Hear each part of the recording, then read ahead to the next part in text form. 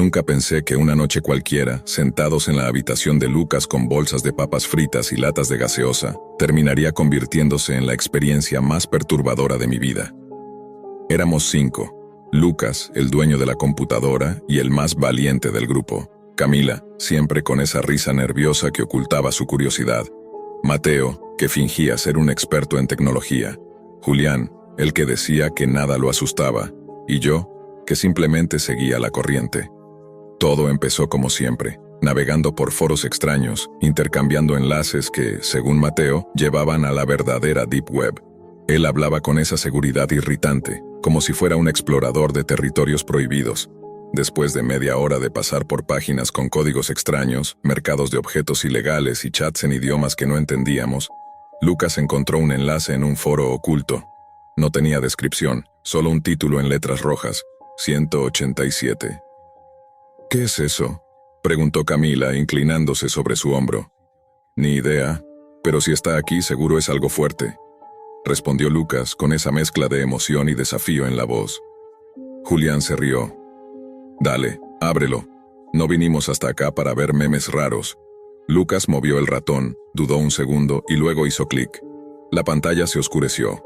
Por unos segundos solo vimos un fondo negro y escuchamos un sonido grave, como un zumbido. Luego, la imagen apareció. Una habitación pequeña, iluminada por una bombilla colgante que oscilaba levemente. En el centro, un hombre estaba atado a una silla de metal. Llevaba una camiseta gris rasgada y tenía cinta adhesiva en la boca. Detrás de él, 5 figuras vestidas con túnicas negras y máscaras blancas de expresión neutra. Nadie dijo nada. La respiración de todos se volvió más lenta. En la parte inferior de la pantalla apareció un texto. Elige un número del 1 al 10. Cada número es una acción. Los votos se ejecutarán en tiempo real. Debe ser falso, murmuró Mateo. Esto seguro es algún tipo de show. Pero antes de que pudiéramos procesarlo, apareció un chat en vivo a la derecha de la transmisión. Decenas de usuarios escribían números, algunos repetidos, otros aleatorios.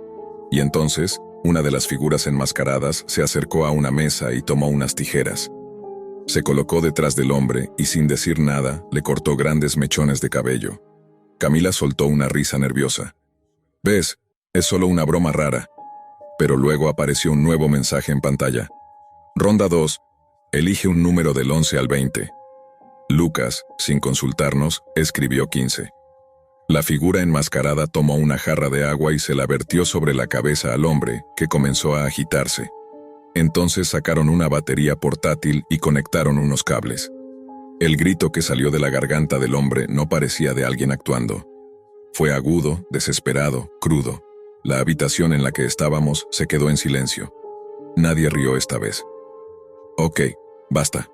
Esto sí parece real, dije, sintiendo un frío en la espalda. Pero Lucas, con las manos temblando, no dejó de mirar la pantalla. El chat seguía lleno de números. La transmisión no se detenía. En la siguiente ronda, uno de nosotros volvió a escribir, y algo mucho peor ocurrió. Y fue en ese momento cuando entendimos que, cada vez que tecleábamos un número, dejábamos de ser simples espectadores. La pantalla parpadeó y apareció el nuevo mensaje. Ronda 3, elige un número del 21 al 30. El chat iba tan rápido que apenas se podían leer los mensajes.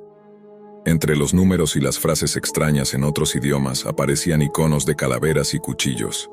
Lucas miró a todos nosotros como si quisiera que alguien más asumiera la responsabilidad. No sé si quiero seguir, dijo Camila cruzándose de brazos. Vamos, no seas exagerada, esto es internet, todo es falso, insistió Julián, pero su voz temblaba. Yo no quería, pero tampoco podía apartar los ojos de la pantalla. Mateo, con una media sonrisa que no le creí, escribió 24. La figura enmascarada que estaba a la derecha se giró hacia la mesa. Tomó una bolsa de tela y sacó un martillo pequeño, de esos que usan para romper ventanas. Se acercó al hombre atado y colocó su mano sobre el reposabrazos de la silla. El golpe fue seco, tan fuerte que se escuchó el crujido del hueso a través de los parlantes. El hombre emitió un grito ahogado, intentando mover la mano, pero las correas lo mantenían inmóvil. Camila cubrió su boca con ambas manos. Lucas se apartó de la pantalla, pero no detuvo la transmisión. «Apágalo», susurré. Nadie se movió. La imagen volvió a cambiar. Ronda 4. Elige un número del 31 al 40. Tiempo, 30 segundos. Esta vez un contador comenzó a disminuir. La presión era distinta. No había tiempo para pensar. El cursor del chat parpadeaba frente a nosotros como si nos retara. Julián, quizás para demostrar que no tenía miedo, escribió 37.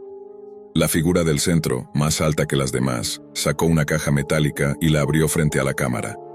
Dentro había cuchillas, pinzas y otros objetos que no logré identificar. Tomó una de las cuchillas y se agachó frente al hombre. Todos contuvimos el aliento. El grito que siguió fue tan agudo que rebotó en las paredes de la habitación de Lucas. Yo sentí náuseas. Camila se levantó y fue hacia la puerta, pero se detuvo, como si temiera dejar de ver lo que pasaba. En la parte inferior de la pantalla, un nuevo mensaje apareció, esta vez en letras más grandes y rojas. Participantes, 126.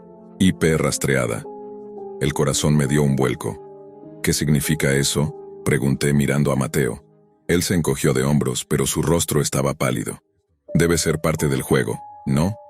En ese momento, una de las figuras enmascaradas se acercó a la cámara y la inclinó.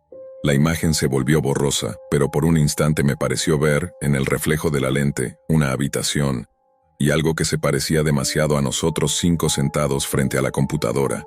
El reflejo me dejó helada. Me froté los ojos, convencida de que había sido un efecto óptico, pero la sensación de que alguien estaba observándonos desde el otro lado de la pantalla no se me quitó. «Párala ya, Lucas», dije, esta vez con más firmeza. Pero él no se movió. Su mirada estaba fija en las letras que aparecieron a continuación. Ronda 5. Elige un número del 41 al 50. Acción especial. El contador comenzó a correr, esta vez más rápido. 20 segundos, 19, 18.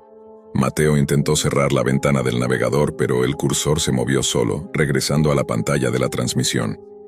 Era como si el mouse no nos perteneciera. Un mensaje apareció en el chat, escrito con un tipo de letra diferente. Tu turno. «¿Qué demonios?», murmuró Julián, apartándose de la mesa. El chat se vació de repente. Nadie más escribía. Todo el espacio parecía esperar nuestra elección. El silencio en la habitación se volvió insoportable. Lucas, con la mano temblando, escribió 44. En la transmisión, las figuras se apartaron y dejaron paso a una sexta persona, más baja, con una máscara completamente negra. Traía una tableta en las manos. La acercó a la cámara y en ella apareció nuestra dirección, escrita completa, con el nombre de la calle y el número de la casa. Camila soltó un grito y se llevó las manos a la cabeza. Mateo maldijo en voz baja. «Esto no es una broma», dije, apenas pudiendo respirar. El hombre enmascarado negro giró la tablet y se la mostró al hombre atado. Él, con la cara sudorosa y llena de lágrimas, nos miró como si supiera quiénes éramos, como si quisiera suplicarnos algo. Ronda 6. Elige un número del 51 al 60. Objetivo, tú. La frase apareció en pantalla y el contador volvió a correr.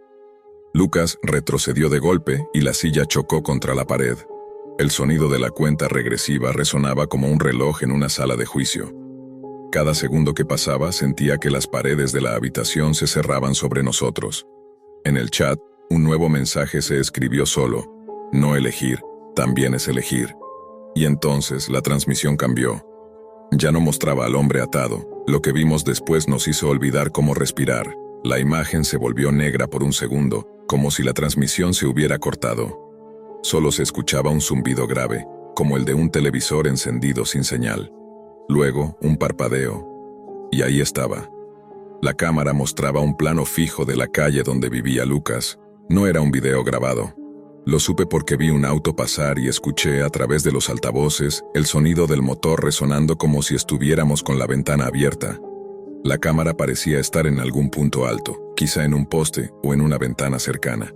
Apuntaba directamente hacia la casa. Camila retrocedió hasta quedar pegada a la pared, con los ojos abiertos como platos. Esto no puede ser», balbuceó.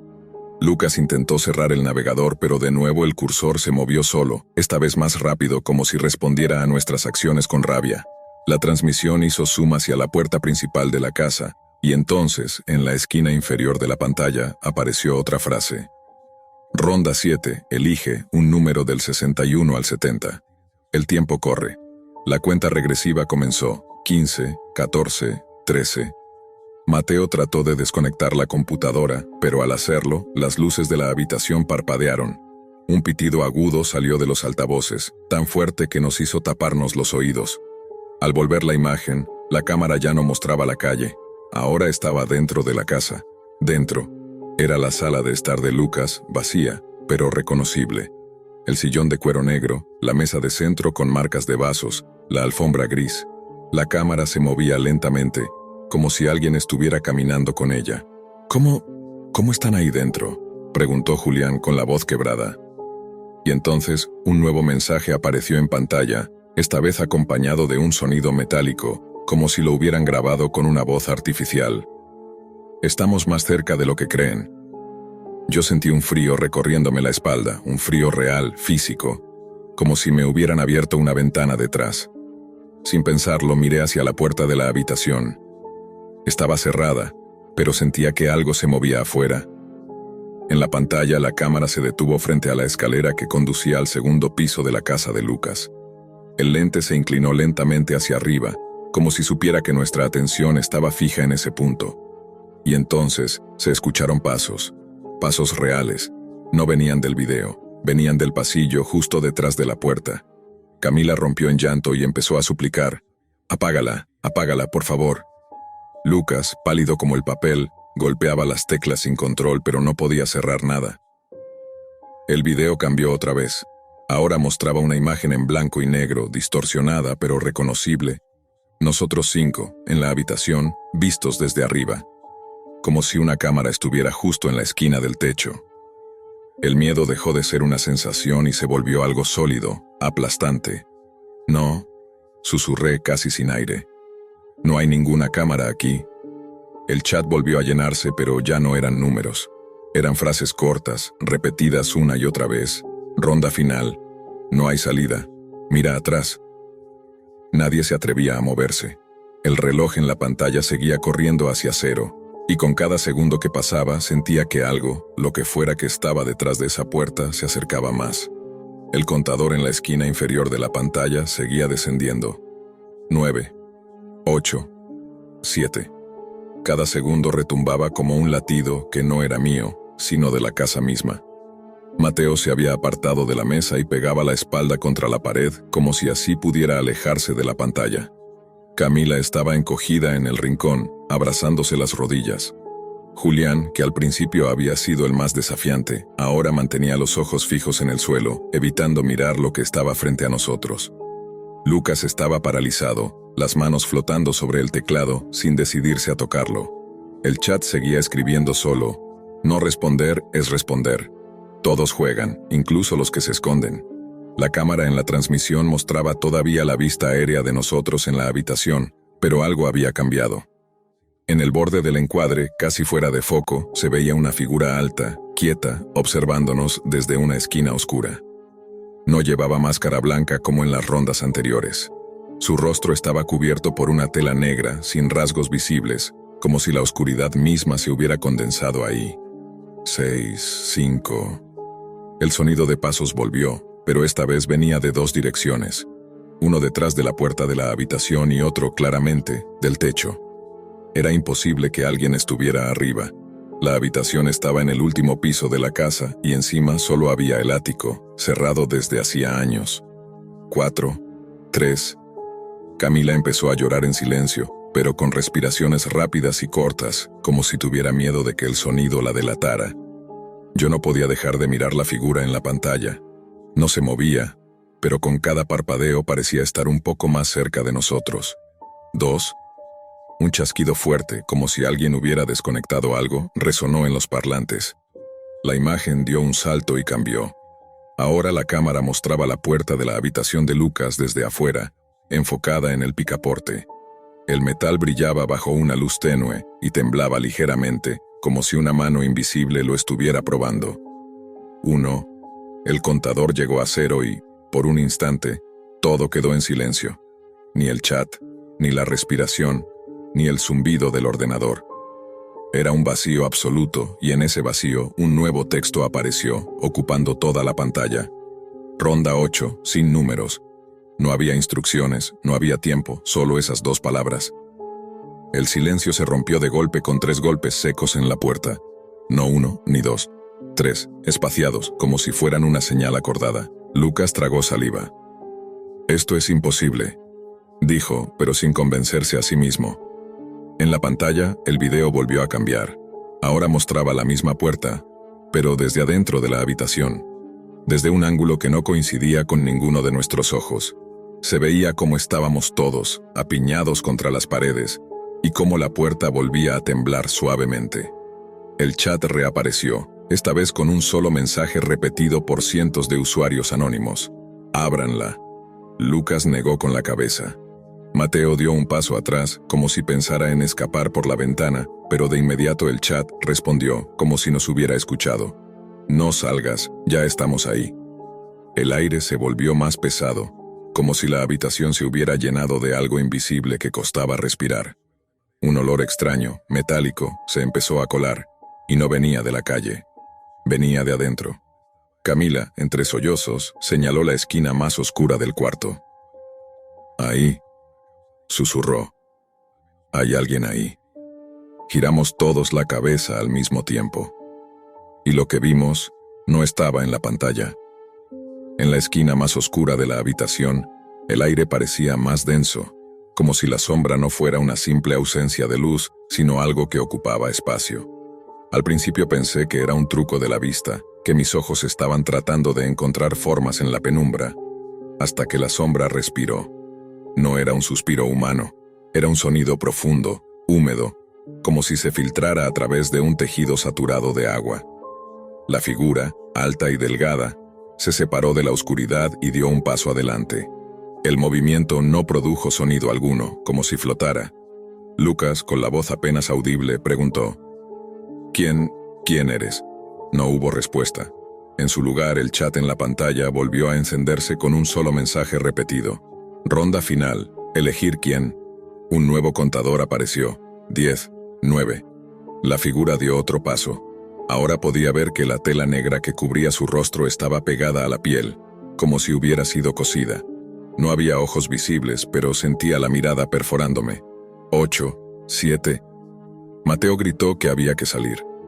Corrió hacia la puerta, pero ésta se abrió sola antes de que pudiera tocarla. Detrás no había pasillo, no había nada.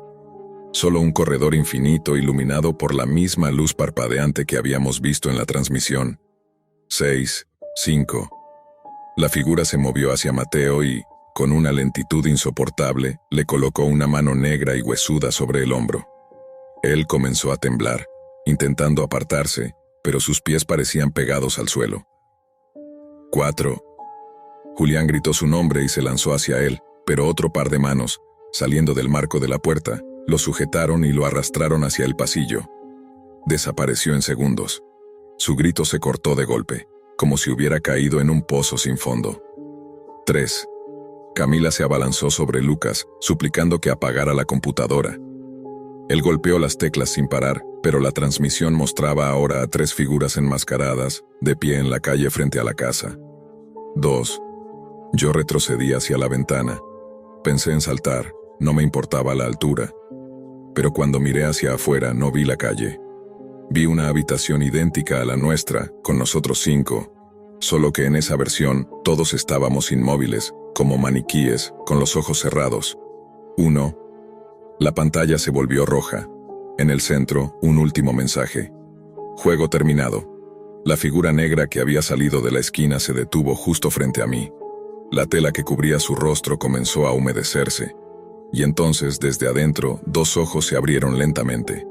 No eran humanos. Eran de un rojo profundo, como si dentro de ellos ardiera una brasa. Lo último que recuerdo fue sentir una mano helada agarrándome la nuca. La habitación se apagó de golpe. Desperté sola, frente a la computadora, con la pantalla en negro. La casa estaba en silencio. No había rastro de Lucas, Mateo, Julián ni Camila, solo yo. Y en la esquina inferior de la pantalla, un texto que parpadeaba como una advertencia. Ronda 1. Espera tu turno. Cuando trabajas en delitos cibernéticos, aprendes a distinguir rápidamente entre lo que es una amenaza real y lo que es pura exageración de Internet. O al menos eso creía. He pasado años rastreando estafadores, depredadores y falsos hackers que venden humo en foros de la Deep Web. Así que cuando dos adolescentes entraron a la comisaría con una caja envuelta en cinta gris, asegurando que contenía un libro hecho de piel humana, mi primera reacción fue una sonrisa cansada. Pensé que sería otro intento de llamar la atención, quizás algo comprado en un sitio de coleccionismo macabro, con cuero viejo al que le habían dado un tratamiento para parecer más inquietante. Pero la forma en que uno de ellos sostenía la caja, como si le pesara más por lo que significaba que por su peso real, me hizo mirarlos con un poco más de atención. No parecían bromistas, sus rostros estaban tensos, pálidos, y sus manos no dejaban de moverse nerviosamente. Les pedí que lo colocaran sobre la mesa. La caja estaba fría al tacto. Cuando rompí la cinta y retiré el papel marrón, el olor me golpeó primero. No era moho, ni cuero, ni papel viejo. Era algo más orgánico, algo que había olido en escenas de crímenes antes.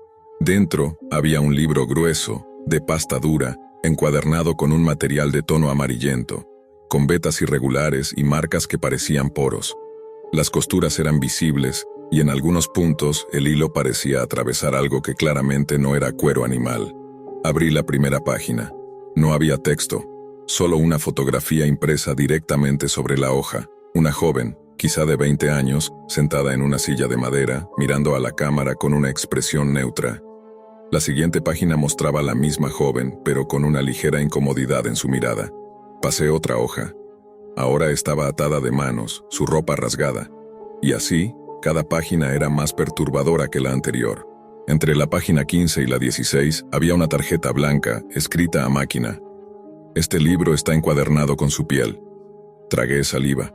Intenté mantener el rostro impasible frente a los chicos, pero algo en mi estómago ya sabía que esto no era una simple broma. Aún así, procedí como con cualquier evidencia.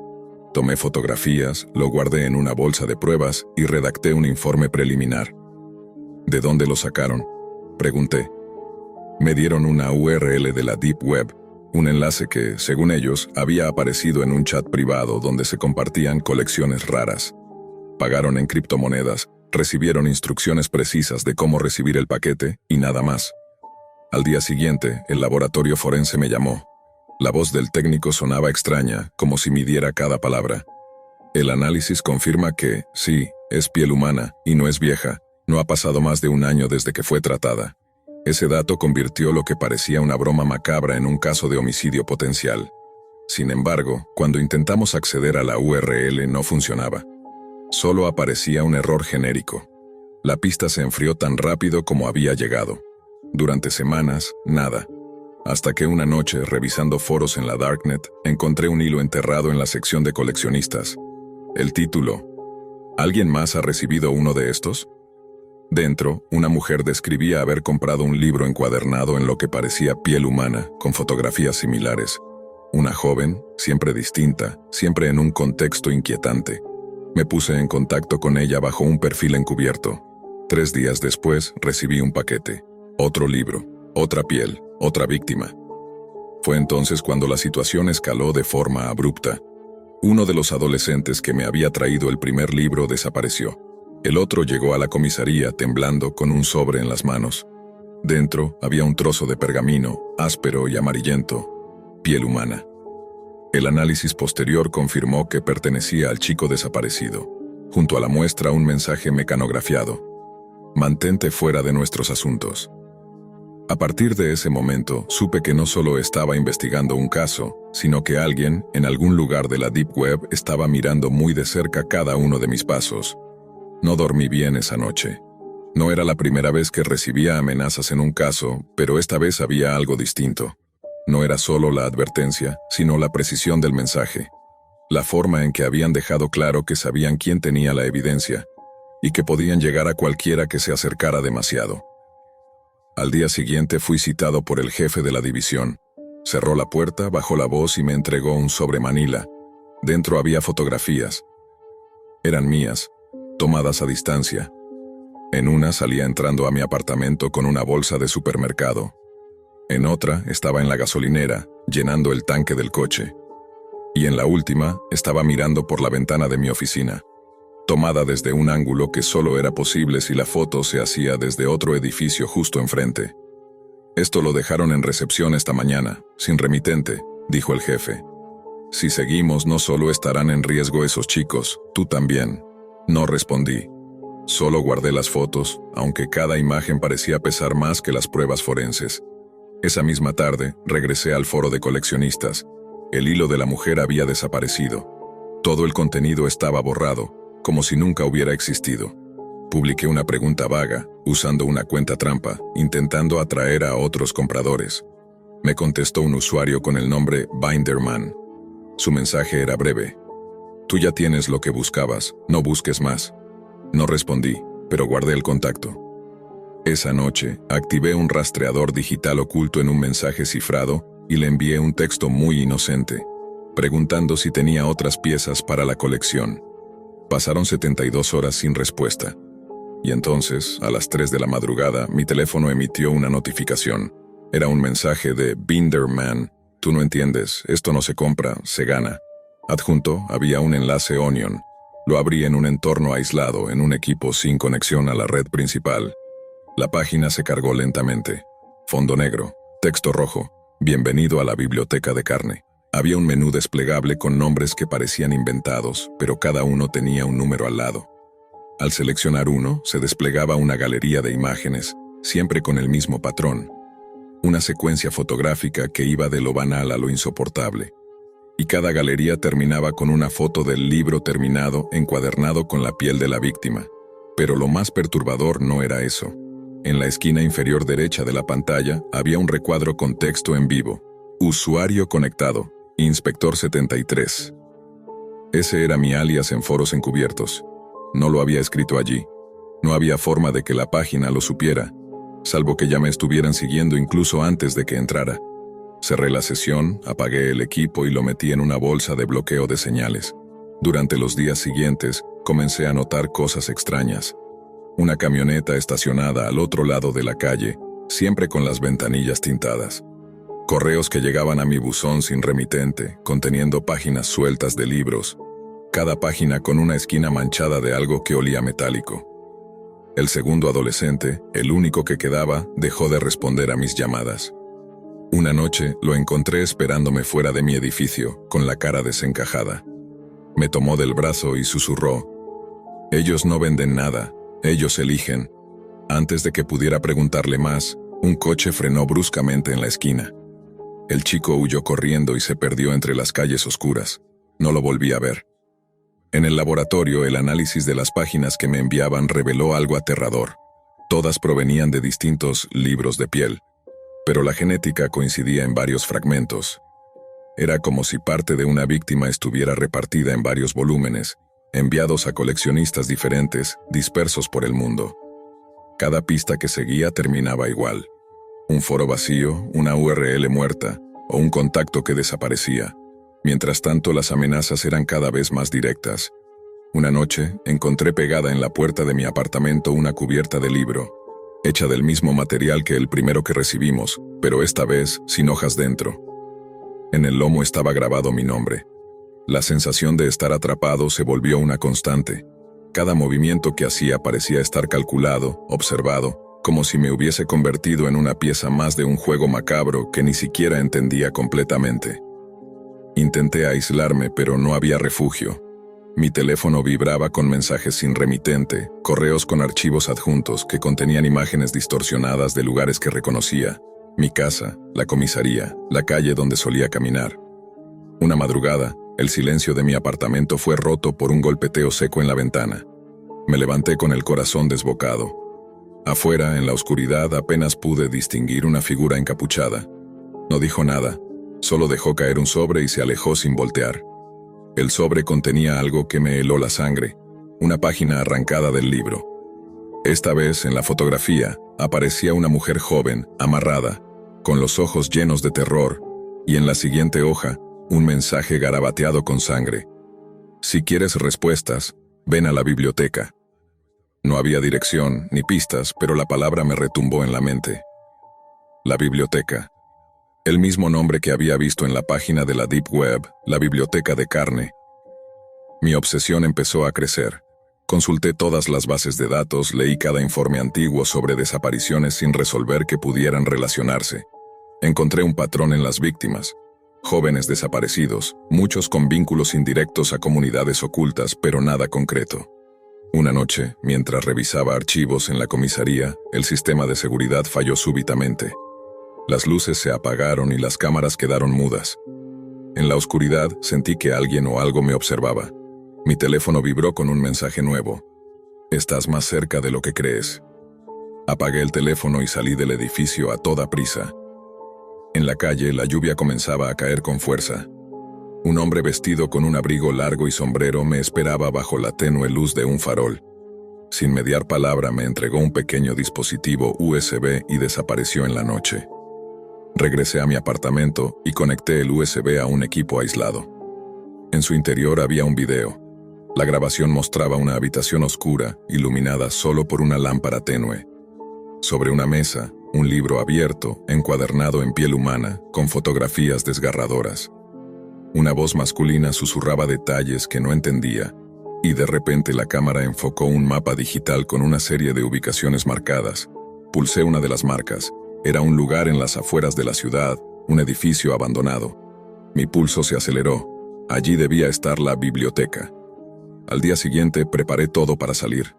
Sabía que era un riesgo, pero también sentía que esta era la única forma de encontrar respuestas para los adolescentes, para la mujer del foro, para las víctimas dispersas y, en última instancia, para mí. Cuando llegué al lugar, la puerta principal estaba entreabierta. Entré con cautela y la oscuridad me envolvió. A lo lejos, una tenue luz roja iluminaba un corredor. Al avanzar, percibí un olor fuerte, metálico y húmedo. Una mezcla imposible de ignorar, algo a medio camino entre el óxido y la carne. En el centro de la sala principal, decenas de estantes llenos de libros. Pero no eran libros comunes.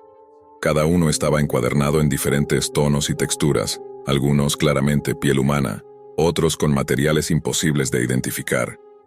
En una mesa había una pila de fotografías. Las examiné con detenimiento y reconocí a algunas víctimas de casos no resueltos. Una pantalla en la pared se encendió de repente, mostrando un rostro cubierto por una máscara. La voz del hombre del video habló nuevamente. Bienvenido a la biblioteca de carne. Aquí los secretos se guardan para siempre. No hubo más tiempo para dudas. Alguien se acercó por detrás y sentí una presión en el cuello que me hizo perder el conocimiento. Cuando desperté, la luz era tenue y parpadeante, como si una vieja lámpara estuviera al borde de morir. Estaba atado a una silla de hierro frío, con las muñecas y los tobillos firmemente sujetas por correas desgastadas. El olor a sangre y carne quemada llenaba el aire, nauseabundo y persistente. Intenté moverme, pero la inmovilidad me recordó la realidad brutal en la que me encontraba. Mi respiración era rápida, entrecortada, y un sudor frío recorría mi espalda. Al abrir los ojos con más fuerza, vi que estaba en una habitación pequeña, con paredes de piedra húmeda cubiertas por manchas oscuras, algunas con aspecto viscoso. Una sola puerta metálica se cerraba al otro lado, y una cámara con lente empañado me observaba sin piedad. Desde la penumbra, una figura emergió lentamente.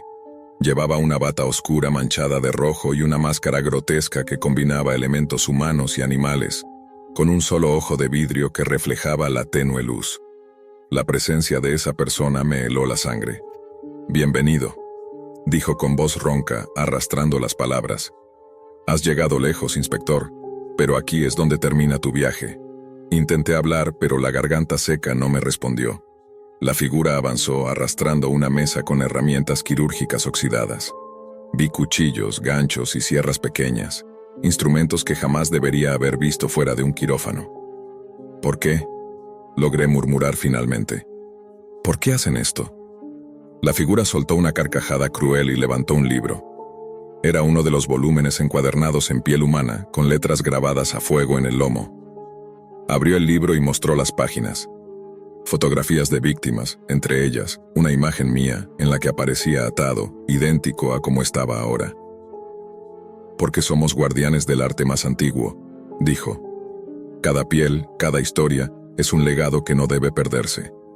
Un terror puro y absoluto se apoderó de mí. No había escapatoria. No había salvación. Solo ese lugar, esa gente y la fría certeza de que podría convertirme en otro capítulo más en la biblioteca de carne. El sonido de pasos resonó en el pasillo. Otras figuras encapuchadas entraron, cargando nuevos libros. Los rostros de esas personas eran un mosaico de sombras y sonrisas siniestras, mientras rodeaban mi silla y canturreaban en una lengua extraña. Un canto que parecía arrancado de un ritual olvidado y oscuro. Sentí que mi mente comenzaba a ceder al pánico, la claustrofobia, y a una oleada de visiones de horror tan vívidas que me hicieron temblar de forma incontrolable. Podía escuchar a lo lejos gritos ahogados, golpes y el rasgar de carne. No sabía cuánto tiempo pasé allí, consciente pero paralizado, mientras el horror se adueñaba de cada fibra de mi ser. Y entonces, la voz del hombre en la máscara volvió a susurrar al oído: «Bienvenido al fin de tu humanidad». Charlie siempre había sentido que su vida era una rutina gris, casi una copia mal hecha de un guión aburrido. A sus 36 años, su trabajo en la cocina rápida del restaurante no ofrecía nada más que calor artificial y pedidos repetitivos. Pero había un pequeño escape que le otorgaba un brillo efímero a sus días: la Deep Web. Para él, ese universo oculto era como una droga digital, un lugar donde la adrenalina y el misterio se mezclaban y le recordaban a los días salvajes de Internet en los 90, cuando todo parecía posible y el anonimato era la única ley. Aquella noche, en la soledad de su pequeño apartamento con paredes demasiado delgadas y un ventilador que chirriaba más que el reloj que marcaba las 2:47 a.m., Charlie decidió adentrarse más profundo que nunca. No buscaba nada en especial, solo dejarse llevar por el ruido de las conexiones invisibles, por el ir y venir de URLs que parecían susurrar secretos, hasta que sin quererlo, encontró Resistance Onion. La página era simple, casi burlesca. Un fondo negro, un cuadro de texto y una pregunta inquietante en letras blancas que parecían brillar con una luz propia. ¿Nos ves? ¿Quieres ser uno de nosotros? Charlie sonrió con sarcasmo y escribió en el cuadro: «No». La respuesta apareció instantánea, fría y definitiva. La resistencia es inútil. Una cascada de caracteres extraños invadió la pantalla, líneas de código que se retorcían y cambiaban, casi hipnóticas. De repente, su visión se nubló. Los sonidos de su apartamento se distorsionaron y el tiempo pareció evaporarse. Cuando volvió en sí, la pantalla estaba en negro otra vez. En el centro, un mensaje simple: «Fin». Pero para Charlie, aquello no era el fin, sino solo el comienzo. Después de ese momento, Charlie se quedó paralizado frente a la pantalla, con el corazón acelerado y una sensación indescriptible que se le clavaba en el pecho. No sabía cuánto tiempo había pasado. La habitación parecía haber cambiado de temperatura, como si el aire se hubiese vuelto más denso y pesado. Respiraba con dificultad, casi esperando que algo más sucediera, que la pantalla volviera a parpadear, que Resistance Onion le enviara otro mensaje. Pero no hubo nada, solo el silencio y el leve zumbido del ventilador. Intentó cerrar la ventana del navegador, pero la pestaña se negaba a desaparecer como si algo invisible la mantuviera pegada allí. Reinició la computadora, apagó y volvió a encender. Y aunque parecía que todo volvía a la normalidad, algo dentro de él había cambiado. Al día siguiente, en el trabajo, Charlie notó miradas extrañas de sus compañeros. Le lanzaban preguntas que no entendía, se acercaban a él con ceños fruncidos y le decían que estaba hablando solo, que mencionaba cosas sin sentido sobre la resistencia y un sitio llamado Resistance Onion. Charlie no recordaba haber dicho nada de eso. Su gerente, un hombre alto con una voz severa, lo llamó a la oficina y le reprochó su distracción, su falta de concentración y sus palabras incoherentes. La reprimenda fue dura, pero Charlie apenas podía explicarse.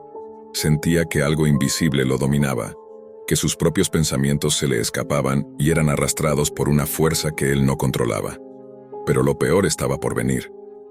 Al revisar su correo electrónico esa misma tarde, descubrió con horror que había enviado un extraño video a todos sus contactos, amigos, familiares, conocidos. Un video que no recordaba haber grabado ni enviado. Lo abrió con manos temblorosas. En la pantalla, un flujo incesante de código incomprensible, líneas que se retorcían y formaban símbolos imposibles, mezclados con flashes breves de imágenes distorsionadas. Un ojo, una mano extendida, una figura oscura que parecía observar desde la distancia. Pero lo más aterrador fue cuando escuchó su propia voz, hablando en un tono monocorde y casi robótico, diciendo: Resistance Onion es solo el principio, la resistencia es inútil, somos más allá de la pantalla. Charlie apagó el video de golpe, sudor frío recorriéndole la espalda. No podía creer lo que veía y escuchaba. Su cuerpo parecía haberse convertido en un títere, movido por hilos invisibles. Intentó buscar ayuda en internet, en foros, en Reddit, pero cada página que visitaba se cargaba con retraso, como si un filtro oscuro interceptara su navegación. En cada esquina de la web aparecían referencias a Resistance Onion, mensajes ocultos, avisos cifrados que le decían que el virus ya estaba dentro de él. Incluso cuando intentó grabarse a sí mismo para demostrar que estaba hablando bajo control, escuchaba entre sus palabras esa misma frase: la resistencia es inútil. El miedo comenzó a apoderarse de Charlie de una manera que no podía racionalizar. Sabía que debía escapar, alejarse del mundo digital y del ruido constante que invadía su mente. Sin pensarlo dos veces, tomó lo básico y se refugió en un motel barato a las afueras de la ciudad, con la esperanza de que el aire fresco y la distancia le devolvieran la cordura. Pero los mensajes no pararon. Correos electrónicos con líneas de código aparecían en su teléfono sin explicación, llamadas de números desconocidos con solo estática al otro lado y textos que repetían: únete a nosotros, y no hay escape. Cada vez que miraba a su alrededor, sentía que alguien o algo lo observaba, que había ojos invisibles siguiéndolo. El virus no era solo digital, parecía infiltrarse en cada aspecto de su vida, corrompiendo su realidad. En medio de esa paranoia creciente, Charlie decidió que la única forma de sobrevivir era contar su historia, exponer lo que estaba viviendo. Con las manos temblorosas publicó un extenso relato en Reddit, advirtiendo a todos sobre Resistance Onion, sobre ese virus que había infectado no solo su computadora, sino su mente y cuerpo. Pidió ayuda, desesperado, consciente de que la Deep Web había traspasado la línea entre el mundo virtual y lo real, y que quizá nunca volvería a ser el mismo. Las horas en el motel se convirtieron en un ciclo agotador de intentos fallidos por desconectarse del mundo digital. Charlie apagaba el teléfono, pero cada vez que lo encendía encontraba más mensajes inexplicables, más videos que nunca había grabado, más líneas de código que parecían bailar frente a sus ojos. Su mente empezó a jugarle malas pasadas. En la oscuridad de la habitación creía escuchar el susurro de teclas, un tecleo constante y desesperado, aunque no había nadie más allí. La pantalla de la televisión, antigua y sin señal, de vez en cuando se encendía sola, mostrando breves destellos del fondo negro y la pregunta: ¿quieres ser uno de nosotros? Cada vez que cerraba los ojos, veía esa misma imagen, el texto que lo había atrapado la primera noche. Sentía que algo dentro suyo se activaba, como un virus invisible extendiéndose lentamente, reclamando su voluntad. Intentó hablar con un amigo, contarle todo, pero cuando abrió la boca, solo salió un monótono murmullo que repitió una y otra vez: la resistencia es inútil. Eso le heló la sangre. Charlie empezó a perder el control sobre su cuerpo y sus actos. Se encontraba a sí mismo caminando por la ciudad sin rumbo, sin recordar cómo había llegado ahí, y sus manos temblaban con la urgencia de teclear algo, escribir un mensaje, enviar un código invisible. Una noche, mientras la lluvia golpeaba con fuerza el techo del motel, Charlie sintió un frío insoportable que le atravesaba el pecho. La pantalla de su laptop, encendida sin su permiso, mostró un mensaje que no olvidaría jamás. Tu voluntad es nuestra. Resistance Onion es solo el principio, somos más que un virus. Somos la sombra que habita tu mente. Un escalofrío recorrió todo su cuerpo cuando vio cómo las letras parecían salir de la pantalla, flotando en el aire, formando figuras que se retorcían y desaparecían entre la penumbra. Empezó a dudar de su propia cordura. ¿Era esto real o solo el producto de su obsesión con la Deep Web? Pero cuando intentó apagar la computadora, ésta se negó a responder. La única opción era mirar, impotente, mientras el mensaje se repetía una y otra vez, como una sentencia ineludible. Por las noches, el virus parecía crecer dentro de él, susurrándole en un idioma extraño, perturbando sus sueños con visiones de figuras oscuras que se desvanecían apenas intentaba enfocarlas. Cada vez le costaba más distinguir entre la realidad y la pesadilla. Y entonces, un día, su cuerpo empezó a mostrar cambios. No físicos, no visibles para otros, pero para Charlie, una sensación aterradora. Como si algo más estuviera tomando el control, dictando sus movimientos y pensamientos. Ya no era solo un virus digital. Era una presencia, una entidad que se había instalado en su mente y en su alma. Las noches en aquel motel barato se hicieron un infierno silencioso. Charlie apenas podía dormir. Cada vez que cerraba los ojos, veía cómo la pantalla negra del Resistance Onion volvía a aparecer ante él la frase «¿Nos ves, quieres ser uno de nosotros?», grabada en su mente como un tatuaje indeleble. La obsesión crecía con cada minuto que pasaba, pero lo más aterrador no era eso, sino la sensación de que el virus había trascendido lo digital para invadir cada rincón de su existencia. La primera vez que notó que algo iba mal con su cuerpo fue en el baño del motel. Se miró en el espejo y sintió que sus ojos, normalmente aburridos y opacos, brillaban con un fulgor extraño, frío, como si hubieran adquirido una vida propia. Parpadeó rápido, intentando disimular esa luz, pero el reflejo le devolvió una mirada que no reconocía, distante, ajena, poseída. Sintió un escalofrío recorrer su espalda y se apartó con torpeza, golpeándose contra la pared. El ruido del golpe pareció resonar más fuerte de lo normal, como si la habitación misma se burlara de él. Desde ese momento, cada vez que miraba su reflejo, sentía que una sombra invisible lo observaba desde detrás de sus ojos. Intentó mantener la calma, racionalizar. Pensó que era culpa del estrés, de las pocas horas de sueño, de la paranoia. Pero pronto comenzaron a suceder cosas más inquietantes. Mientras caminaba por el pasillo del motel, escuchó detrás de sí el tecleo constante de un teclado, el mismo sonido que había oído en la habitación vacía. Se giró rápidamente, pero no había nadie. El pasillo estaba desierto, solo la luz tenue del neón parpadeaba sobre las paredes descascaradas. La siguiente noche, al revisar su teléfono, vio una serie interminable de mensajes que no recordaba haber recibido ni leído. Todos tenían el mismo contenido, fragmentos de código incomprensible, combinados con imágenes distorsionadas de rostros humanos deformados, entrelazados con símbolos que parecían escritos con tinta negra, que se retorcían como si estuvieran vivos. Uno de los mensajes contenía una grabación.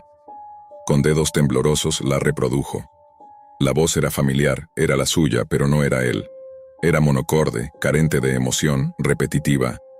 La resistencia es inútil, somos la red, somos el virus. Resistance Onion nunca se apaga. Las palabras retumbaban en su cabeza, atormentándolo. Intentó borrar el mensaje, pero cada vez que lo hacía, aparecía otro en su lugar, multiplicándose como una infección digital sin cura. Charlie empezó a perder el control de su mente. En las horas más oscuras, escuchaba susurros que no provenían de ninguna persona.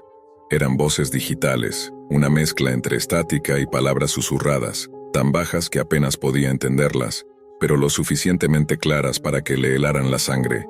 Únete a nosotros, es inútil resistir, tu voluntad es nuestra. El terror psicológico comenzó a mezclarse con alucinaciones. Veía sombras moviéndose en el rabillo del ojo, figuras oscuras que desaparecían cuando giraba la cabeza, y en los reflejos de las ventanas, caras que no eran humanas, deformes y burlonas. Una noche, mientras intentaba dormir, la computadora portátil de Charlie se encendió sola. La pantalla brillaba intensamente en la oscuridad. Sobre el fondo negro apareció un único mensaje que lo paralizó. Tu cuerpo es nuestro siguiente objetivo. El sudor frío lo empapó mientras sentía cómo un hormigueo extraño se extendía por sus extremidades, como si algo invisible estuviera penetrando su piel, infiltrándose en sus venas. Charlie se tocó la cara, los brazos, pero no sentía nada físico, solo una inquietud profunda y creciente. Las llamadas telefónicas se volvieron más frecuentes, siempre de números desconocidos, siempre silencio al otro lado. Pero una noche, una voz distorsionada habló con claridad, un murmullo digital que parecía salir de un altavoz roto. Resistance Onion controla todo, resiste y caerás. Las palabras se grabaron en su mente, enterrándose como un virus dentro de su alma. Intentó buscar ayuda médica, pero cuando llegó a la clínica, la doctora lo miró con una mezcla de lástima y desconcierto. Le dijo que estaba estresado, que probablemente sufría de un trastorno paranoide y que necesitaba descansar. Pero para Charlie, el virus no estaba en su cabeza. Estaba en cada aparato que tocaba, en cada mensaje que recibía, en cada pensamiento que intentaba controlar. Comenzó a aislarse más. Apagaba todos sus dispositivos, tiraba el teléfono, desconectaba la computadora, pero no importaba. Los mensajes seguían llegando de formas que no podía explicar. Una vez cuando apagó la luz, las sombras en la habitación se movieron y formaron letras que decían: «Ya eres uno de nosotros». El miedo se convirtió en pánico absoluto. Charlie no podía confiar ni en sus sentidos ni en su mente. Su mundo era una prisión digital y mental de la que no encontraba escape. Entonces, en uno de esos momentos de lucidez fugaz, decidió que debía contar su historia. No para ser escuchado, sino como un acto desesperado para mantenerse a salvo de sí mismo y de esa fuerza invisible que lo consumía. Pero mientras escribía, las palabras parecían escribir solas en el teclado, formando frases que él no planeaba, revelando secretos y códigos que iban más allá de la comprensión humana. Una noche, mientras trataba de dormir, escuchó claramente un susurro en su habitación, tan cerca que sintió el aliento frío en su oído. Pronto, Resistance Onion será más que una página, será la realidad. El horror de esa frase lo dejó sin aliento. Charlie comprendió que el virus no solo había invadido su mente y su cuerpo, sino que estaba preparando el terreno para algo mucho más grande, más oscuro. Los días siguientes fueron una pesadilla sin descanso para Charlie. La frontera entre lo real y lo virtual se desdibujaba con cada instante que pasaba. Intentaba mantener el control, pero su cuerpo se movía a veces por sí solo, como si una fuerza oculta dirigiera sus acciones. En el trabajo, ya no estaba. Había sido despedido por ausentismo y comportamiento errático. Sus compañeros evitaban mirarlo, y él sabía que muchos susurraban que estaba loco, poseído por algo que no entendían. En el motel, aislado del mundo, las paredes parecían estrecharse a su alrededor. Los dispositivos electrónicos chisporroteaban sin conexión aparente, la señal de internet era errática, pero aún así, mensajes y códigos le llegaban a través de la nada. Cada vez que encendía la laptop, aparecían nuevas líneas de código que no podía detener, textos cifrados que se convertían en órdenes invisibles. Una noche, la pantalla parpadeó y mostró una imagen borrosa, una figura encapuchada que parecía estar detrás de él. Charlie giró la cabeza, pero no había nadie. El pánico lo ahogó. Trató de apagar la computadora, pero la pantalla se mantuvo encendida, mostrando una cuenta regresiva que descendía lentamente. Con cada número que desaparecía, el miedo crecía en su pecho. Al llegar a 0, apareció un mensaje final, que parecía grabado con fuego en la pantalla. «Es hora de unirte». Charlie quiso gritar, correr, pero sus piernas no respondían. Su mente estaba atrapada, prisionera de un virus que no solo corrompía datos, sino que ahora lo acechaba en cada pensamiento. Sentía que dentro de él había un ecosistema digital, un enjambre de bits y sombras que lo controlaba y que cada vez tomaba más terreno en su alma. Cada reflejo en la ventana era un recordatorio de que no estaba solo. Cada silencio, una amenaza. Charlie comenzó a dejar mensajes en foros, con la esperanza de que alguien entendiera, de que alguien lo ayudara antes de que fuera demasiado tarde. Pero las respuestas eran pocas, o ninguna. Lo que antes era curiosidad por la Deep Web se había transformado en un terror absoluto y una advertencia urgente para quien quisiera escuchar. La resistencia a Resistance Onion no solo es inútil, es imposible. Charlie se hundía cada vez más en un abismo invisible, un agujero negro del que no podía escapar. La infección digital que había comenzado con aquel sitio oscuro y sarcástico llamado Resistance Onion ya no era solo un virus de código, era algo que trascendía las líneas binarias para infectar la carne, la mente y el alma. Las primeras señales físicas eran sutiles, casi imperceptibles, pero para él eran alarmas en una torre de vigilancia. Su pulso latía de manera irregular. Sentía un hormigueo constante bajo la piel, como si millones de diminutos insectos digitales caminando bajo su epidermis. Cada vez que tocaba un dispositivo electrónico, esa sensación se intensificaba, como si la tecnología fuera un amplificador de esa presencia oscura. Atrapado en aquel motel lúgubre, Charlie no podía confiar ni en su propia sombra. La ventana junto a su cama mostraba el mundo exterior, pero a través del vidrio parecían filtrarse imágenes distorsionadas. Rostros sin rasgos, figuras que se desvanecían en la oscuridad, ojos que lo miraban fijamente desde la nada. Las noches eran un tormento insoportable. Se despertaba sobresaltado, bañado en sudor frío, con el eco de un tecleo frenético resonando en sus oídos. No importaba cuántas veces cerrara la laptop o la desconectara de la corriente. La pantalla se encendía sola en la oscuridad para mostrar ese fondo negro y el cuadro de texto que lo había marcado para siempre. ¿Nos ves? ¿Quieres ser uno de nosotros? A veces la respuesta no venía de Charlie, sino que simplemente aparecía escrita en la pantalla, como si sus dedos tuvieran voluntad propia. No. Y la respuesta, como una sentencia inquebrantable, llegaba de inmediato. La resistencia es inútil. Aquella frase se había convertido en un mantra que le daba vueltas en la cabeza, una cadena que lo mantenía prisionero de su propia obsesión. Intentó comunicarse con el mundo exterior. Envió mensajes a sus amigos, familiares, a foros de seguridad informática y comunidades de la Deep Web, implorando por ayuda, describiendo lo que le estaba sucediendo. Pero la respuesta era la indiferencia o el silencio absoluto. Aquellos que le contestaban lo veían como un loco paranoico, o peor, como alguien que había cruzado una línea invisible y peligrosa. Su realidad comenzó a fracturarse. Las voces en su cabeza se hicieron más claras, más insistentes, a veces incluso hablándole en su propio idioma, y otras en un código incomprensible que parecía una mezcla entre estática y lenguaje digital. Únete a nosotros, no hay escape. Resistance Onion es eterno. Cada palabra reverberaba con un eco gélido dentro de su cráneo, perturbando sus pensamientos más profundos y arrancando pedazos de su voluntad. Una noche, mientras caminaba sin rumbo por el pasillo del motel, las luces comenzaron a parpadear violentamente. Una figura oscura apareció al final del corredor, su rostro oculto bajo una capucha, pero Charlie sintió que sus ojos, o lo que sea que tuviera, lo atravesaban con una mirada implacable. Quiso gritar, correr, pero sus piernas se negaron a moverse. La figura avanzó lentamente, y mientras se acercaba, la temperatura en el pasillo cayó abruptamente. Charlie cerró los ojos, y cuando los abrió, estaba solo. Sin embargo, su respiración era pesada y un escalofrío recorría su espalda. Regresó a la habitación con la sensación de que algo lo había seguido. Esa noche, la laptop volvió a encenderse sola, mostrando la cuenta regresiva que había visto días atrás. El número descendía con lentitud tortuosa, y Charlie sintió que el tiempo mismo se doblaba a su alrededor. Cuando el contador llegó a 0, en la pantalla apareció un nuevo mensaje, acompañado de un sonido que parecía el latido de un corazón metálico y descompuesto.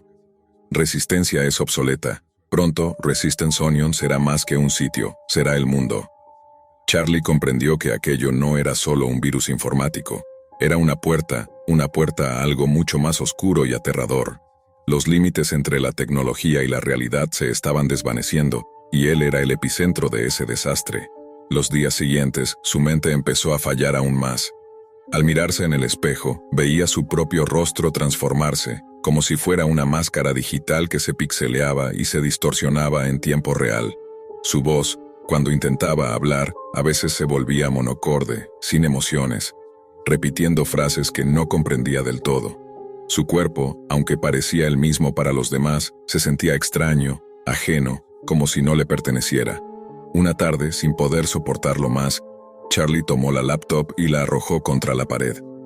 El dispositivo explotó en una lluvia de chispas y fragmentos, pero al mirar el suelo, vio que una pequeña pantalla seguía encendida, mostrando el mensaje final: «Ya eres parte de nosotros». El horror lo paralizó.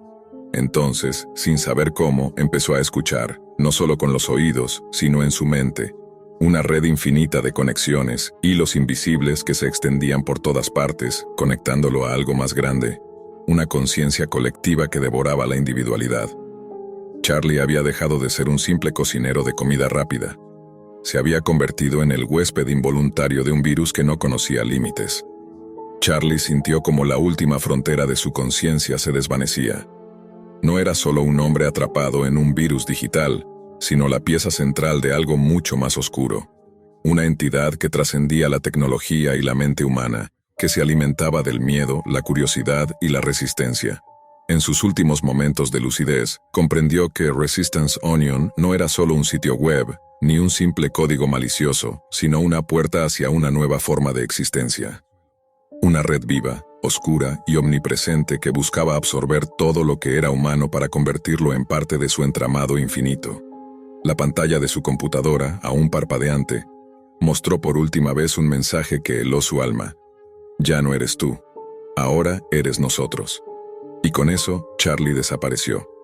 No en el sentido físico, sino en un abismo intangible, donde su voluntad se disolvió para siempre en la vasta red oscura. Su historia quedó como una advertencia escrita en un post en Reddit, un grito desesperado que nadie pudo responder a tiempo. La Deep Web, con todos sus secretos y horrores, había reclamado otra víctima, y la resistencia seguía siendo inútil.